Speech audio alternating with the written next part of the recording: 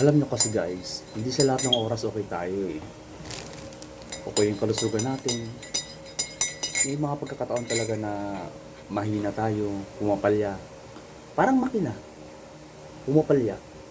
Ganon din yun sa buhay natin. Pero ipagpatuloy na natin at kailangan natin lumaban. Lumaban ng patas. Yun yun. Minsan kasi pinaghihinaan tayo ng loob dahil sa mga pagsubok na dumarating sa ating buhay. Oo, minsan totoo talaga, nakakapanghina. May time din na nakakapanghinayang. Pero wala na yun, tapos na yun. So, focus na lang tayo sa kung anong meron tayo ngayon.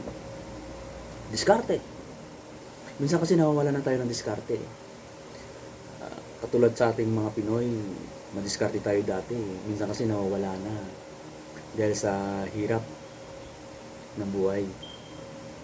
Minsan umaasa na lang tayo sa gobyerno, pero hindi naman dapat ganoon.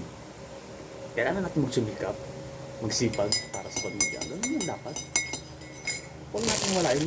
Importante yung diploma. Pero mas maganda din na diskarte. You know? Kailangan lang talaga natin pagsipagan, mag-isip ng paraan kung paano pagandahin yung pamumuhay natin. Hindi mahirap, hindi mahirap. Pero yung iba nga kinakaya eh. Yung iba nga disabled pa pero naghahanap buhay pa rin. Eh tayo pa kaya na okay tayo? Malakas tayo? Ganun. Kumbaga, labanan natin bawat unos, pagsubok, ganun. Hindi naman porket na ganun eh, hihina-hina tayo. Lumaban. Galingan. Kung hindi sapat yung diskarte, pag-isipan natin kung anong pwedeng gawin na mas makakabuti para ma-provide natin kung anong pangailangan ng pamilya natin. Ay ako nga dati, sobrang hirap.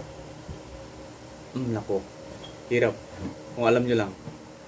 Pero dito, mahirap pa rin. Nandun pa rin yung hirap. Pero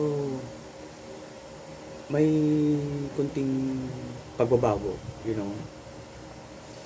Siyempre, mga OFW, hindi naman puro sarap yan. Nandun din, lahat ng hirap at pasakit, nandito lahat. Oo. Pero kailangan mong tiisin yan para sa pamilya. Unlike sa Pinas na puro hirap doon. Kahit anong kahit mo doon, wala talagang mangyayari, walang pagbabago. Oo. Kaya tayo guys, magsikap na lang tayo. Diskarte at sikap mapunan para malampasin natin lahat. Yun. Maniwala kayo sa akin.